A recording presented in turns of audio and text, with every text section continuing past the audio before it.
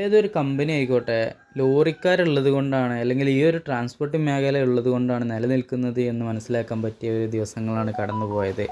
ഇതൊരു ധാബയാണ്. ലോറിക്കാർ നിർത്തിയിടുന്ന അല്ലെങ്കിൽ ഈ ലോഡിന് വേണ്ടിയിട്ട് വെയിറ്റ് ചെയ്യാനൊക്കെ ഉപയോഗിക്കുന്ന ഒരു ധാബയാണ്. ഇവിടെ വന്നപ്പോഴാണ് അറിയാൻ സാധിച്ചത് ഈ ഒരു കടയിൽ റൊട്ടിയും അതുപോലെ ബീഫും അൺലിമിറ്റഡ് ആയിട്ട് കിട്ടും എന്നുള്ളത്. ബീഫ് കുറച്ച് കനം കൂടിയ പീസുകളായിട്ടാണ് കിട്ടുക. പക്ഷേ നമുക്ക് ആവശ്യാനുസരണം എത്ര വേണമെങ്കിലും കിട്ടും എന്നുള്ളതൊരു പ്രത്യേകതയാണ്.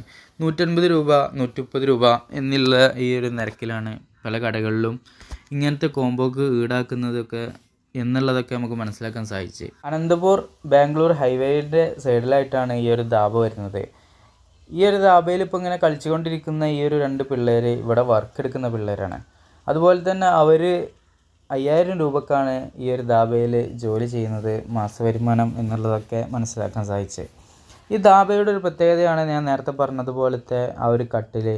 അതിൻ്റെ മേലെ ഒരു ചെറിയൊരു പലക ഇങ്ങനെ സെൻറ്ററിൽ വെച്ചിട്ട് അപ്പുറം ഇപ്പുറം ആയിട്ട് ഇരുന്ന് കഴിക്കുന്നതൊക്കെ തന്നെ കാണാൻ വളരെയധികം രസകരമാണ് എന്നുള്ളതാണ്. പിന്നീട് ലോറിക്കാർക്ക് വേണ്ടിയിട്ട് മാത്രമുള്ള ഒരു ധാബയാണിത്. ലോറിക്കാർ ഇവിടെ കയറുന്നില്ല എങ്കിൽ ഈ ഒരു സ്ഥാപനത്തിൽ കച്ചവടം ഉണ്ടാവില്ല എന്നുള്ളത് വേറൊരു പ്രത്യേകതയാണ്. എന്തുകൊണ്ട് നമ്മുടെ നാട്ടിൽ ഇങ്ങനൊരു അൺലിമിറ്റഡിൻ്റെ ഒരു സംവിധാനം ചെയ്തുകൂടാ എന്നുള്ളതൊക്കെ എൻ്റെ മൈൻഡിൽ ഇങ്ങനെ ചിന്തിക്കാനുള്ളൊരു അവസരമൊക്കെ ഉണ്ടാക്കി എന്നുള്ളതാണ്. കാരണം നമ്മുടെ നാട്ടിൽ അൺലിമിറ്റഡിന് ഒരുപാട് സംഭവങ്ങളുണ്ട്. റൊട്ടിയും ബീഫും അൺലിമിറ്റഡ് കൊടുക്കുന്ന ഒരു ഷോപ്പ് നമുക്കും ചെയ്തുകൂടെ എന്നുള്ളതാണ് എനിക്കിങ്ങനെ ചിന്തയിൽ വന്നത്. പിന്നീട് ഈ ഒരു സൈഡിലേക്ക് വരുമ്പോൾ അതുപോലത്തെ ഒരു ടാങ്ക് കാണാൻ സാധിക്കുന്നുണ്ട്. അതിൽ വെള്ളം കാര്യങ്ങളൊന്നുമില്ല, ഒരു പുതിയ ടാങ്കാണ്. ചുറ്റുപാടും പൈപ്പ് കാര്യങ്ങളൊക്കെ ഇങ്ങനെ കൊടുത്തിട്ടുണ്ട്.